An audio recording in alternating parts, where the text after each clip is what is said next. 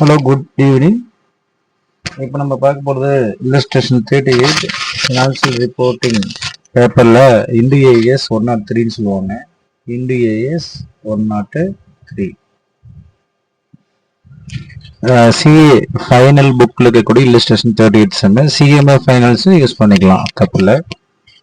சரி, இந்த கணக்கில் என்ன அப்படியே இதில் சிறப்பியல்புகள் அப்படின்னு நம்ம பார்க்க போகிறோம். சிறப்பியல்புகள் அப்படின்னு பார்த்தீங்கன்னா AX limited and BX limited amalgamated from 1st January a new company ABX Limited with the shares of ₹10 each was formed to take over business of the existing companies.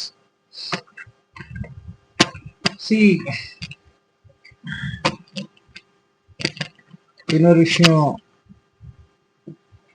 Ax and BX limited ரெண்டும் merge ஆகுதுங்க. அதான் அந்த concept. Merge ஆச்சு அப்படின்னாவே ax limited கூடிய அசட்டும் px limited கூடிய அசட்ல யாருக்கு போயிடும்? புதுசாக வரக்கூடிய கம்பெனிக்கு விற்கிற மாதிரி கணக்கு. இந்த இடத்துல assuming general reserves, profit loss account, investment reserves and export reserves, இது அதர் சீக்கிரத்தில் இருக்குது. ABX limited issued requisite number of shares to discharge claims of equity shareholders of the transferor companies. Also, new debentures were issued in exchange of old series of both companies. Prepare a note showing purchase consideration and a discharge thereof and draft the balance sheet of ABX Limited, assuming that both entities are under common control. Both entities are under common control. That is very important. Assuming BX Limited is larger entity and their management will take over the entity of ABX Limited. ABX BX BX Limited வந்து large entity இருக்குது. Fair value of the assets of ABX and BX Limited as follows. Okay. அப்ப நமக்கு என்ன தேவை கஷ்டம்? ID பின். ID pink அப்படின்னா என்ன? Identify the acquirer, date of acquisition, P for purchase consideration, I for identifiable net asset of subsidiary, non-current interest, non-controlling interest, and G is goodwill or GBT, gain on business purchase. Okay, and 6 things is very important. 1, 2, 3, 4, 5 and 6. சரி, இதுதான் நமக்கு எல்லாத்துக்கும் தெரியும். But என்ன கேட்குறாங்க அப்படின்னு பார்த்தீங்கன்னா, இங்கே ABX limited to issue number of equity shares to discharge claims of equity shareholders of the transfer companies. அப்போ ஃபர்ஸ்ட் என்ன கேட்குறாங்க? பர்ச்சேஸ் கன்சிடரேஷன் கேட்குறான். பர்ச்சேஸ் கன்சிடரேஷன் தானே. ஸோ யாரு அக்வயர்னு தெரிஞ்சு போச்சு. யாருங்க? ABX limited. Date of acquisition என்னைக்கு நடந்திருக்குது? 1st January 2012 சொல்லிட்டாங்க. So that is also very well. So third one is purchase considerations. அப்போ இங்கே தான் நான் செய்கிறோம். பர்ச்சேஸ் கன்சிடரேஷன் வரும். Purchase consideration.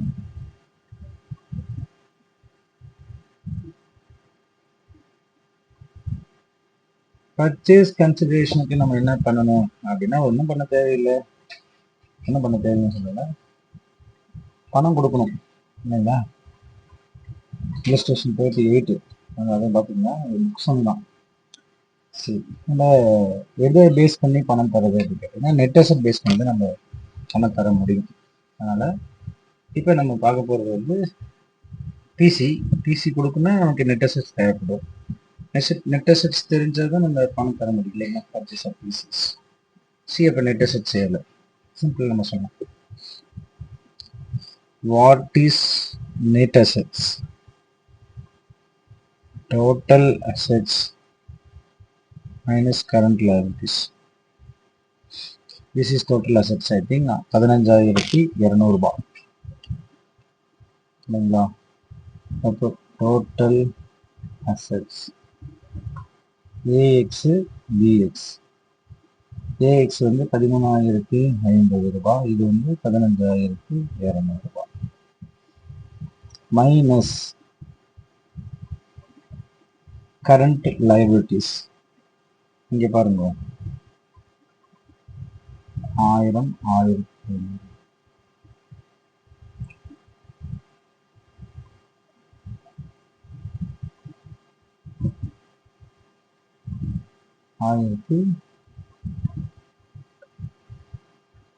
ஆயிரம் 1500 பாரோயிங்ஸ் இருக்குதுங்க. ஸோ இதுதான் வந்து கரண்ட் லைபிலிட்டிஸ். ஸோ லைபிலிட்டிஸில் வந்து எவ்வளோ கழிக்கணும் நீங்கள்? 1000 + 3000, 1500 + 4000. ஸோ 4000 இங்கே 5500. So what is your net asset?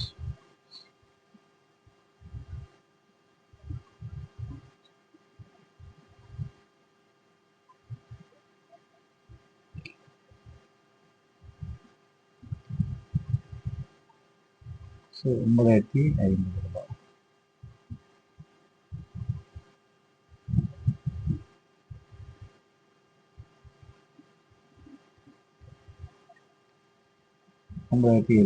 இப்போ சொல்லலாம் கவனிச்சுங்க. 15,200 மைனஸ் 1500, 9,700 ரூபாய். இதுதான் நெட் அசெட்ஸ். இதுல இருந்து ரிசர்வ்ஸ் கழிக்கணும். அதை எதுக்கு சொல்றேங்க, அப்பதான் உங்களுக்கு புரியும். ரிசர்வ்ஸ் கழிக்கணும். அது பிளாக்ல எழுதிக்கலாம். அது ஈஸியா. What is reserves? 3050, 2000.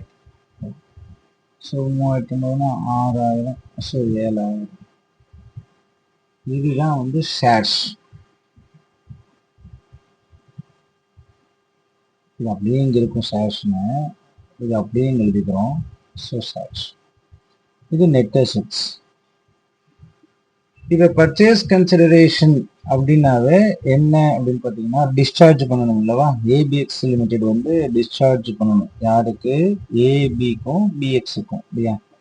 சரி, ஏஎக்ஸுக்கு பிஎக்ஸுக்கும், அதாவது ஏஎக்ஸ் பிளஸ் பிஎக்ஸுக்கு இவங்க 2 பேர்த்துக்கு யாரு பணம் தரணும்? ஏபிஎக்ஸ் லிமிடெட் பணம் தரணும். எப்படி பணம் தரணும்? எந்த பேஸ்ல பணம் தரணும் அப்படின்னா, அவங்க 13,000 ரூபாய் பணம் தரும் டோட்டல் பிசி. நான் அவங்க ஷேர் அவ்வளவுதான் இருக்குது. அப்ப டோட்டல் பிசி பர்ச்சேஸ் கன்சிடரேஷன் 13,000 ரூபாய் தரணும். அவ்வளவுதான் கேள்வி. 13,000 ரூபாய் ஷேர் தரணும். ஏன்னா அப்படிதான் நீங்க சொல்லியிருக்கிறீங்க. ABX Limited to issue requisite number of shares to discharge the claims of the equity shareholders of transferor companies சொல்லிடுச்சு. அப்ப நான் 13,000 ரூபாய் ஷேர் தரணும் அப்படின்றது தெரிஞ்சிருச்சு. எந்த பேஸ்ல தரலாம் அப்படின்னா நெட் அசெட் பேஸ்ல தரணும். ஆன் வாட் பேசிஸ் தான் அடுத்த கேள்வி. On what basis? பதில் net asset basis. What is net asset? இங்க போட்டாச்சுல 9,500 + 9,700. அப்போ 9,700 + 9,500, 18,750ல ஏஎக்ஸுக்கு எவ்வளவு? 9,500.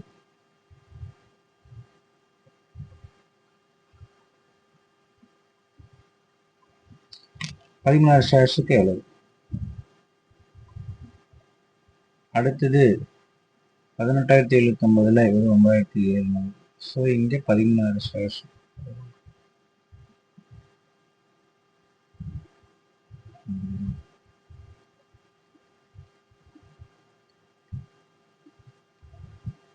₹62.75. 13,000 ஷேர்ஸ்ல இந்த 6,000 7,000 ஷேர் தரக்கூடாது. இவங்க நெட் அசெட் பேசிஸ் தான் தரணும். அப்படி பார்க்கும்போது 62.75. திருப்பி இங்கே எவ்வளோ வரணும்? 9,700 வகுத்தல் 18,750 இன்ட்டு 6,725. இதுதான் நீங்க தரக்கூடிய ஷேரோட வேல்யூ. இப்படிதான் நீங்க ஷேர் தரணும். அப்ப அல்லகேஷன் இப்படிதான் நீங்க போகணும். allocation of shares by ABX Limited to AX to BX. இந்த பேசிஸ் தான் நீங்க தரணும். அப்ப தெரிஞ்சு போச்சு உங்களுக்கு, டேக் ஓவர் நீங்க பண்ண போறீங்க யாரு, ஏபிஎக்ஸ். அப்ப நீங்க பாருங்க ஆன்சர் கரெக்டா வந்திருக்கும். 6,000 7,000 நீங்க எப்படி தரீங்க அப்படின்னா பர்ச்சேஸ் கன்சிடரேஷன் வந்து 6,000 தெரிஞ்சு சி. இவ்வளவுதான் இந்த கான்செப்ட். சி அவங்க என்ன கேட்கறாங்க, அடுத்தது draft balance sheet and also debentures were exchanges prepare the share purchase consideration discharge assuming the changes performance assuming BX interest probability. சரி, இப்போ வந்து ஏபிஎக்ஸ் லிமிடெட் வந்து வாங்கிருச்சு இல்லவா, லெசர் டிசஸ் வாங்கிருச்சுன்னா அவங்களுடைய பேலன்ஸ் ஷீட் தான் இங்க போட்டுக்கிறாங்க. Balance sheet of ABX limited அவங்க போட்டுக்கிறாங்க. இது நான் உங்களுக்கு போட்டு காமிக்கிறேன் பாருங்க.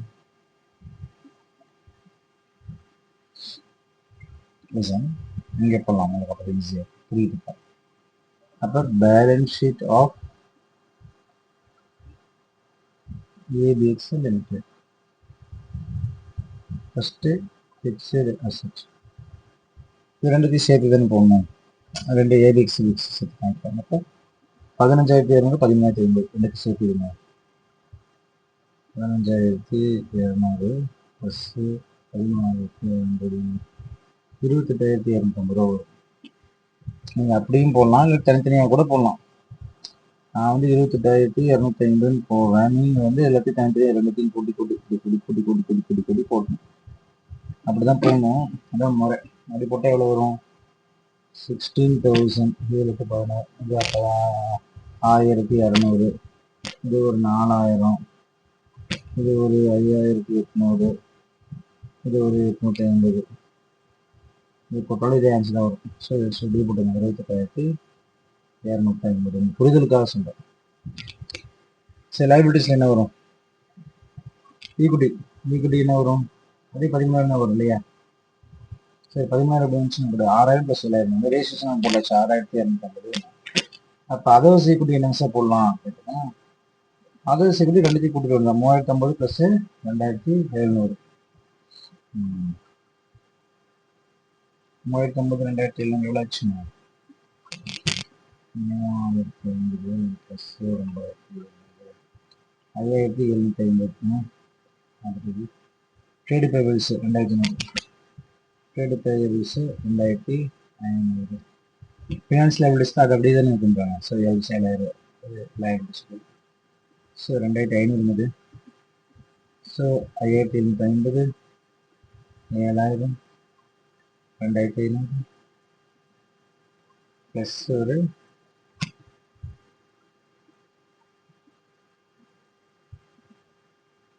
13,000 28,250. ஸோ எப்படி பார்த்தாலும் பேலன்ஸ் ஷீட் டேலி ஆயிடும். அப்போ balance sheet of ABX limited வந்து உங்களுக்கு எவ்வளவு, 28,750 இதுதான் அங்கே வந்துருக்கும். செக் பண்ணி பார்த்துக்கோங்க. சி இதான் பேலன்ஸ் ஷீட் வந்துருச்சு. சரி, இந்த கேபிட்டல் எப்படிங்க வந்துச்சு அப்படின்னு கேட்டீங்கன்னா, கேபிட்டல் 13,000 சோர்ஸ், ஏன்னா 6,000 + 7,000 சைஸ் வந்து 13,000. அதர்ஸ் ஜென்ரல் ரிசர்வ்ஸ் ஆல்ரெடி அப்படியே தான் இருக்குது, நீங்கள் அப்படியே தான் போடணும். ஸோ இதை பற்றி ஒன்றும் குழப்பம் இல்லை. இப்போ தான் அடுத்த மேட்ருக்கு வரும். சரி, அடுத்து என்னங்க சார் அப்படின்னு கேட்டால், S assuming BX Limited is a large entity and their management will take control of India ABX Limited. இங்கே தான் பிரச்சனை ஸ்டார்ட் ஆகுது. ஸ்டெப் பின்னு நம்ம கணக்கு வச்சுக்கலாம். ஸ்டெப்னு சொன்னால் இது கால்குலேஷன் 2 இதான் பியோட ஆன்சருக்கு நம்ம வரும். BX Limited larger entity. அப்போ BX-ஆ AX + BX. Assuming BX Limited is a larger entity and their management will take over the entity of ABX Limited. ஏக்கு ஒரு ஷேர் 6,000 7,000 நீங்க சொன்னீங்க. ஆனா இங்க வந்து அந்த இந்த பேசிஸ்ல போகும்போது வந்து எப்படி எடுத்துக்கிச்சு, 6,275 6,725 13,000 வந்துச்சுன்னு நினைக்கிறேன். இந்த இடத்துல வந்து ரிவர்ஸ் லார்ஜர் என்டிட்டி வந்துருச்சு. யாரு, இப்போ ஏயும் பிஎக்ஸையும் யார் தான் வாங்கினா, ஏபிஎக்ஸ் தானே வாங்குங்க. அப்போ பிஎக்ஸ் வந்து செல்லர், ஏபிஎக்ஸ் தான் பையர் பர்ச்சேசர். இவன் தான் லீகல் அக்வயரர். இவன் என்ன மாறிடும்? இப்போ ஏபிஎக்ஸ் வந்து அக்கௌண்டிங் செல்லரா மாறிடும், அக்கௌண்டிங் அக்வயரியா மாறிடும். இந்த பிஎக்ஸ் வந்து ஃபர்ஸ்ட் ஆக்சுவலாக செல்லராம இவன் தான் என்ன ஆயிடும்? பர்ச்சேசரா. அப்போ இவன் தான் யாரு? Accounting purchaser. ஸோ இதுதான் ரொம்ப முக்கியம். ரிவர்ஸ் மர்ஜனாவே இந்த கான்செப்ட் நமக்கு உள்ளது தெரியும். ஸோ அதனால நீங்கள் இதை மாற்றிட கூடாது.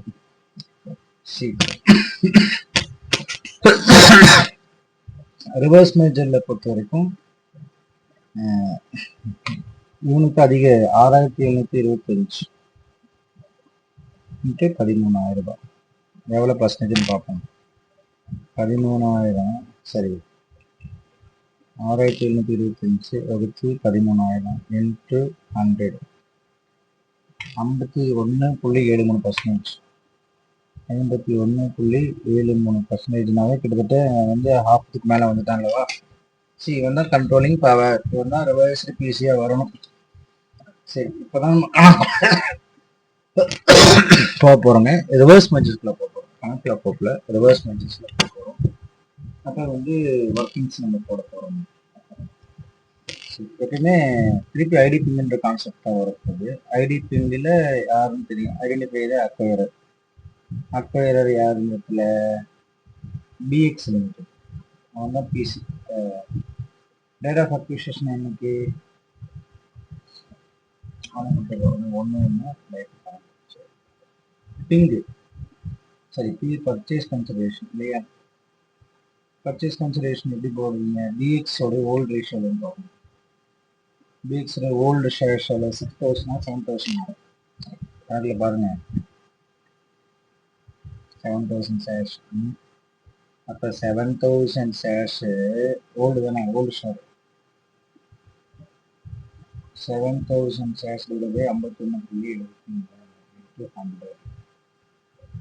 அப்போ 7,000 டிவைட் 51.5 100னா 13,000 எவ்வளோங்க இருக்கு?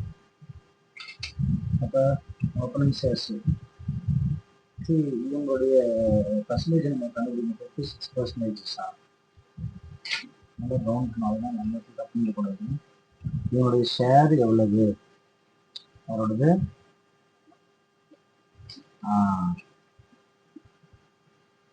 இங்கதான் நம்ம வந்து மிக மிக்ஸ் பண்ண முடியாத இடம். அக்கௌண்டிங் பீசஸ், லீகல் பீஸ் வந்து எதுனா அவனுடைய ஷேர் வந்து எவ்வளோ ஷேர்ஸ் இருக்குன்னு நம்ம பார்க்க போகிறோம். அதாவது டோட்டல் ஷேர்ஸில் இவனுடைய ஷேர்ஸ் வேல்யூ எடுத்து போட்டுக்கூடாது, ஷேர் தான் எடுத்து போகணும். அப்படி பார்க்கும்பொழுது இவனுடைய ஷேர்ஸ் எவ்வளவு அப்படின்னு பார்த்தீங்க. இங்கே பார்த்தீங்கன்னா எவ்வளோ இருக்கும்? 7,000 ஷேர் கேபிட்டல். அப்போ 10 வகுத்து போகும். இப்போ 7,000 வகுத்து 10 போட்டால் 700. 7,000 வகுத்து 56% அப்படின்னு சொல்றாங்கல்ல, அது எப்படி சார் 56% வந்துச்சு? 51.53 தானே நீங்கள் சொன்னீங்க. நீங்கள் எப்படி 55 ஷேர் என்னவா மாறுது அப்படின்றது அந்த கேள்வி. ஸோ இதை வந்து பார்ட் 2 தான் நம்ம பார்க்க முடியும். ஏன்னா இது ரொம்ப கான்செப்ட் போகிறதுனால இப்போ வந்து அந்த அக்கௌண்டிங் பீஸ் நம்ம கான்செப்ட் 2 நம்ம பார்க்க போகிறோம்.